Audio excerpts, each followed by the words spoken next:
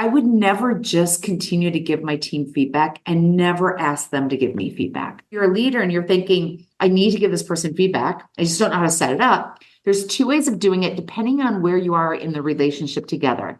If I'm not comfortable with you, Nina, I might say to you as my team member, here's what I'm working on. Would you give me feedback on that? Most likely they'll say yes. That just opened up the door. What do you want feedback on? What is it about your communication, your verbal, your nonverbal communication you really want feedback on? You might have heard of a charity television marathon called a telethon. Let me tell you about a not-for-profit podcast marathon called Podcastathon. Manage Self-Lead Others is part of the 2025 Podcastathon. From March 15 to 21, 2025, thousands of podcasts release a special episode simultaneously for a charity of their choice as part of a worldwide charity event. Objective? To raise awareness for countless causes. This episode of Manage Self-Lead Others is dedicated to Australian-based Action for Dolphins who advocate dolphin protection. Action for Dolphins work to change laws, educate the public and promote institutional change leading to safer, healthier lives for dolphins. Dolphins are sometimes called the humans of the sea because of their intelligence, social behaviours and apparent ability to experience emotions. Action for Dolphins promotes awareness of the trafficking of dolphins into captivity, slaughter of dolphins for food. They advocate for marine protected areas. You can donate and join their mailing list at afd.org.au/join-mailing-list. This episode is all about influence and executive presence. Leaders often stop short of reaching their maximum professional success because they fail to recognise how others perceive them. They blindly believe the skills that created success so far are enough to propel them forward. Through years of exclusive research, Stacey Hanke cultivated strategies to capture attention, connect with listeners, and move people to action. Stacey Hanke's influence strategies help leaders share clear, concise messages, conveying confidence and credibility, earn trust, and make an impact no matter the culture. Stacey Hanke is a CPAE and Hall of Fame speaker, and let me tell you people, that is a big deal.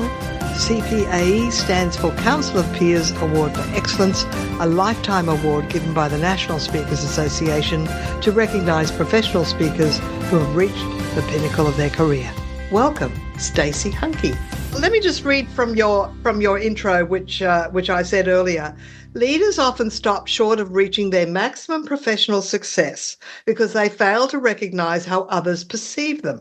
They blindly believe the skills that created success so far are enough to propel them forward, especially in this day of massive change, AI, and they think, well, you know, I'm in the C-suite. I just keep doing what I've always been doing. So Right. What's wrong with that, and what do they need to do differently? Right. To answer both those questions, what's wrong with it and what do they do differently?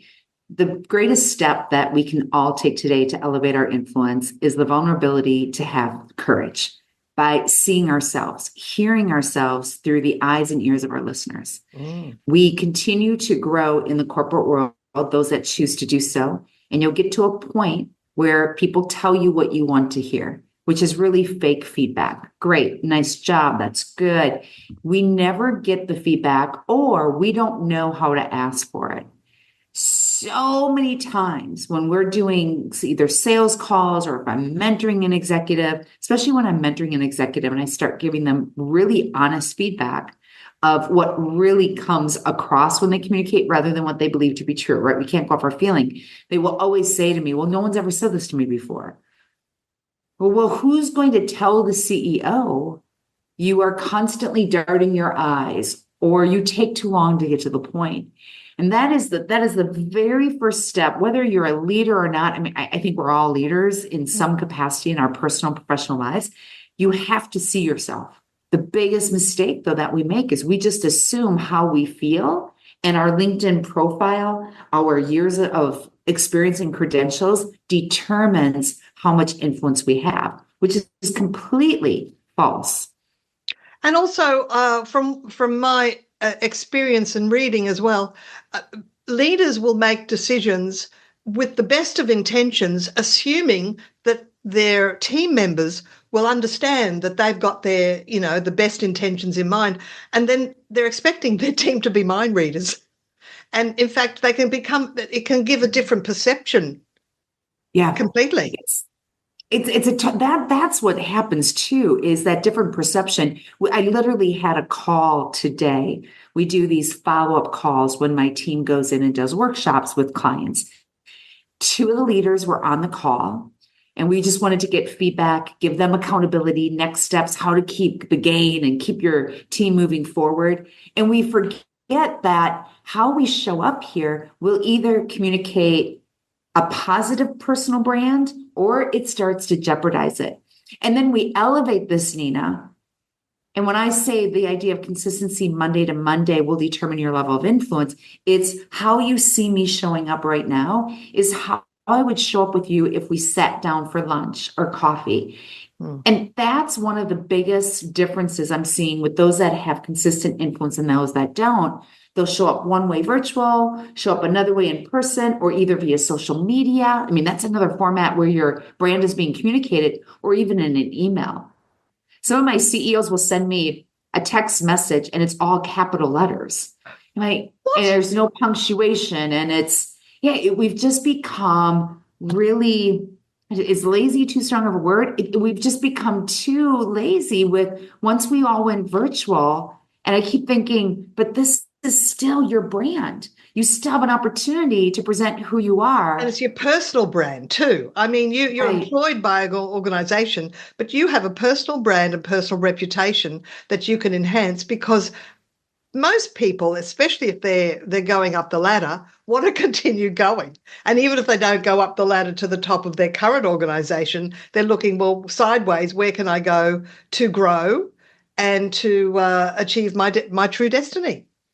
Exactly. I want to tap into something you had made a comment about executive presence. I'll always tell individuals that, especially here or even in person, you have to be present to have executive presence. Yes. So if you're here and you're kind of multitasking over here, or, those emails are coming in, or even worse, we've been virtual for 4 years, turn on your camera.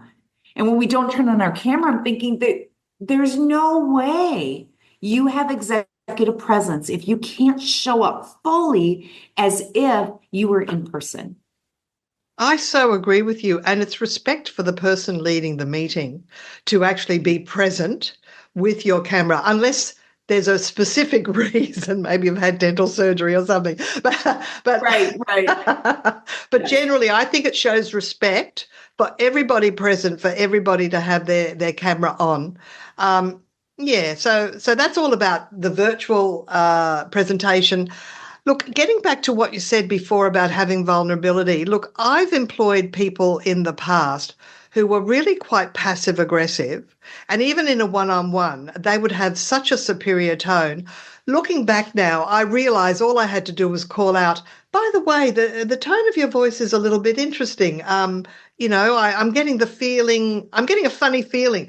Like, I realise now you can actually say that, because in the past I went, how could I complain about a tone of voice? But now I know you can. Right. And that you're bringing up something so important, Nina. When we are called by a company, whether it's to come keynote or to mentor, and they'll ask us, well, how do you prove ROI, return on investment? And I always say it's going to be through the feedback that we give. And sometimes their radar goes on, depending on what part of the world they're located in, by the way, and they'll say things like, well, our leaders have worked hard to be in this position. Be careful with the feedback you give. And then I'll go on to explain, well, here's what the feedback really is, though. And if you're asking for feedback, first, if you want feedback on yourself, always prepare for the feedback. For example, before we start recording today, and if I wanted feedback from you afterwards, I might have said, here's what I'm working on. Would you watch for that? But the more specific you can be, then after we get done recording here, Nina, you quickly give me feedback. I have tons of these Post-it notes hanging up in front of me right now, and it's just feedback that my coaches and my accountability partners give me.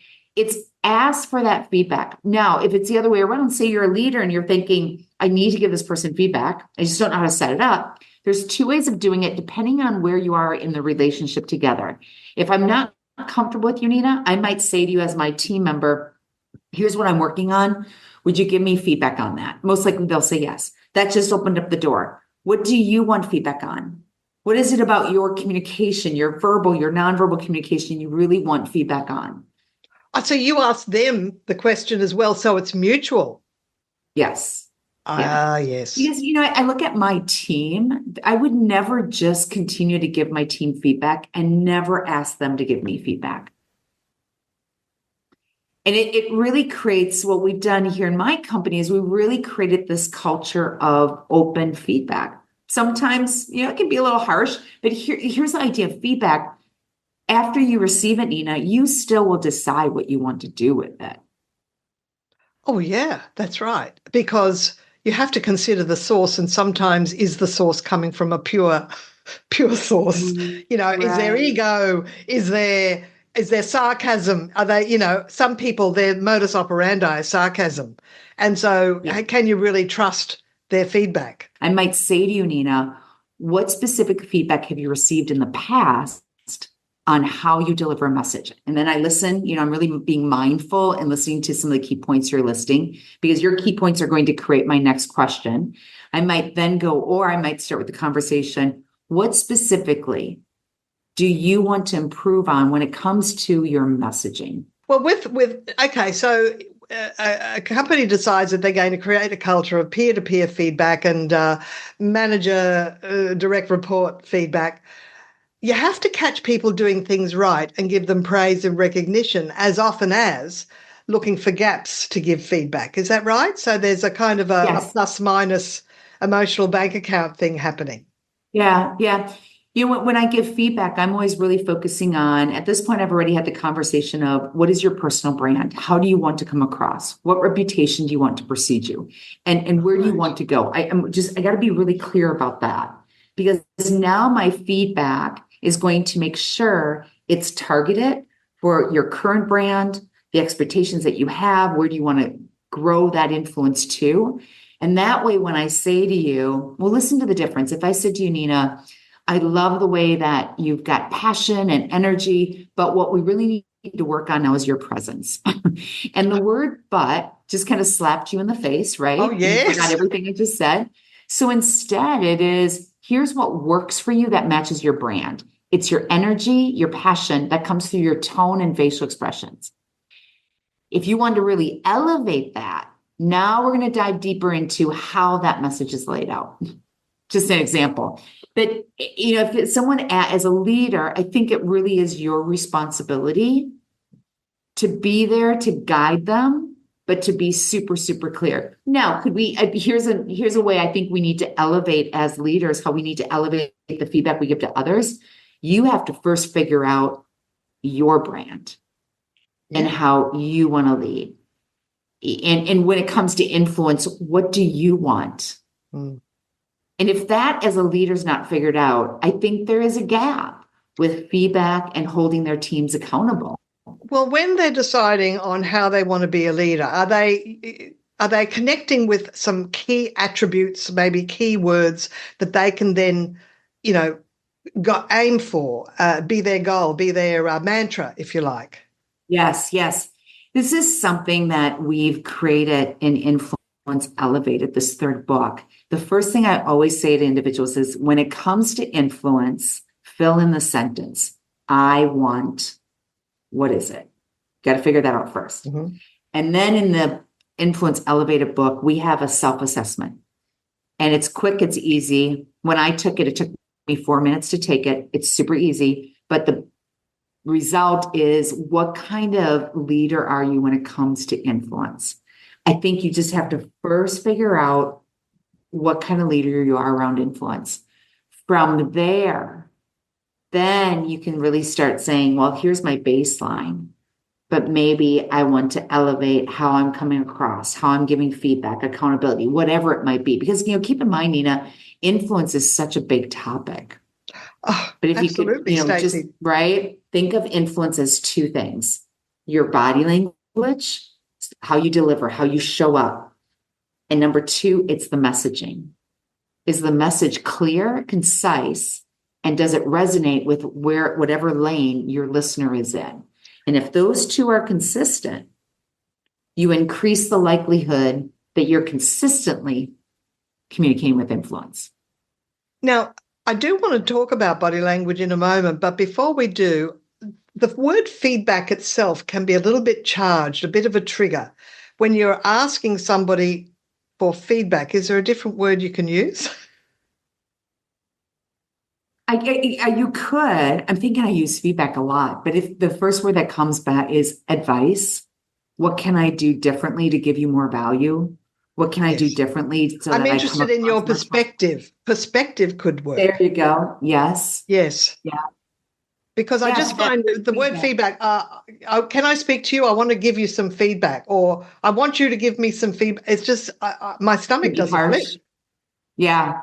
And I think there's so many ways of doing it. Specifically, if you say to someone, I want to make sure that I communicate clearly. Where am I missing that? Where did I come across clearly? And that again is good. It's setting it up for, here's what I want feedback on. What did you think?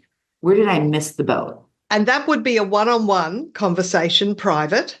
And also straight after a meeting, whether it be online or in person, would be ideal because you'd be picking up on the nonverbal responses to new information. If you're the meeting leader, there's a great opportunity there to say, well, when we were talking about this new initiative, I noticed, your facial expressions seem to indicate you might have a few questions. I'm curious to know more about that, or something like that.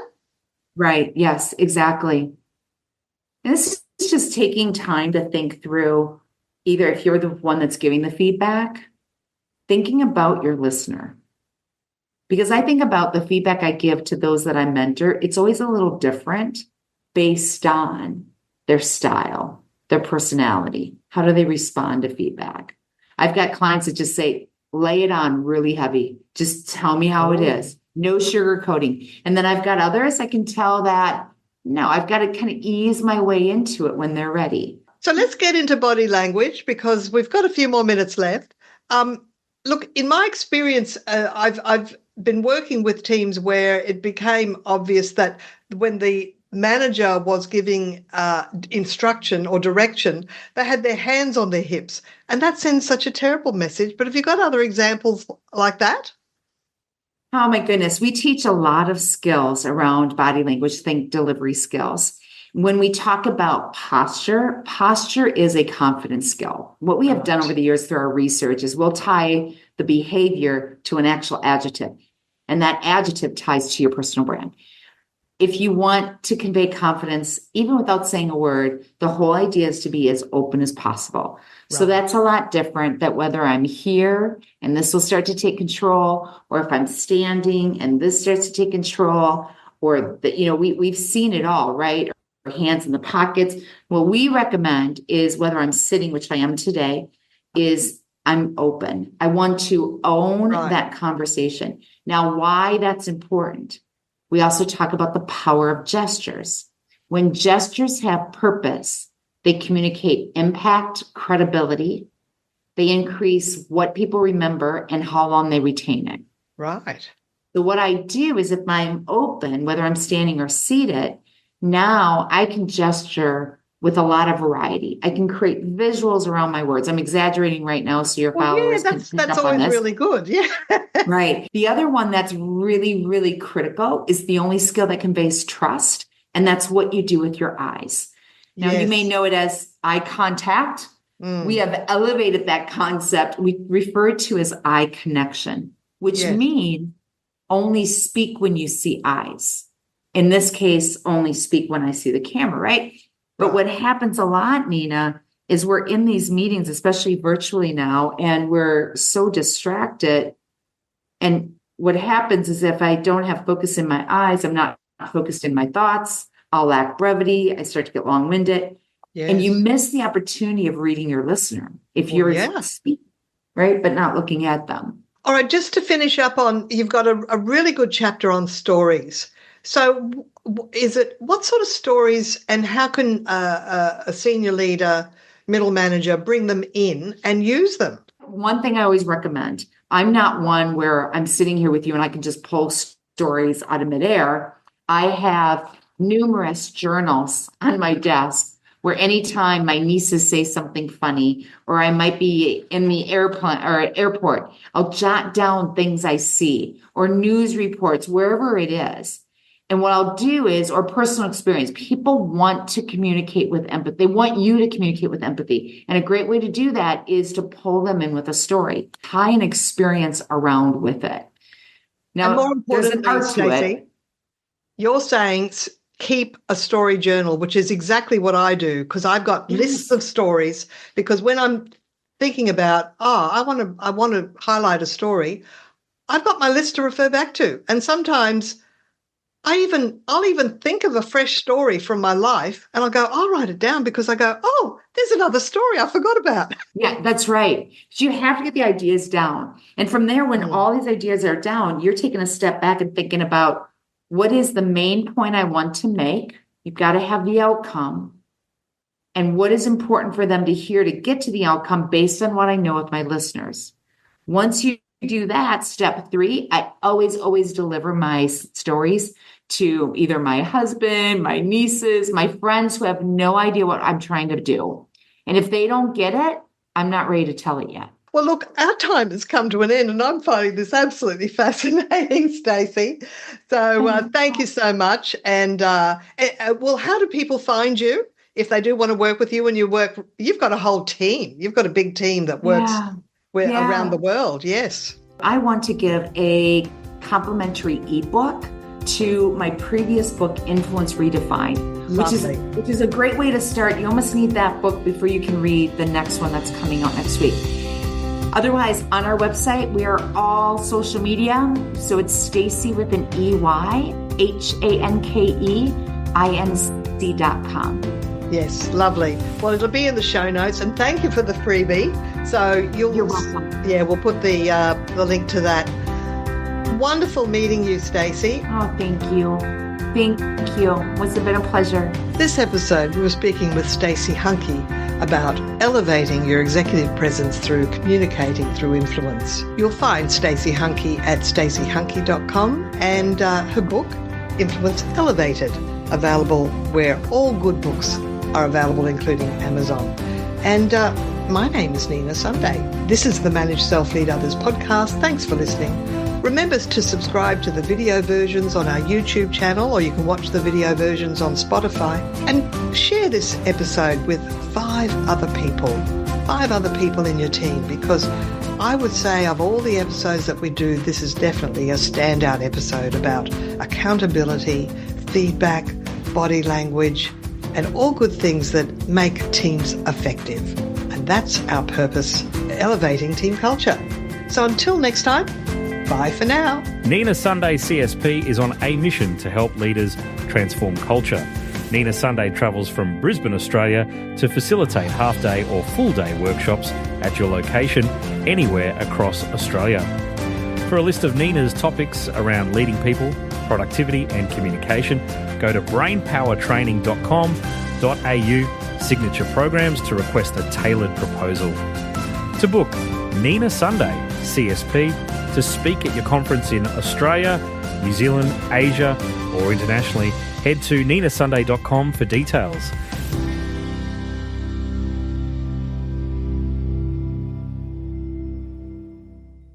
This podcast is a part of the C-Suite Radio Network. For more top business podcasts, visit c-suiteradio.com.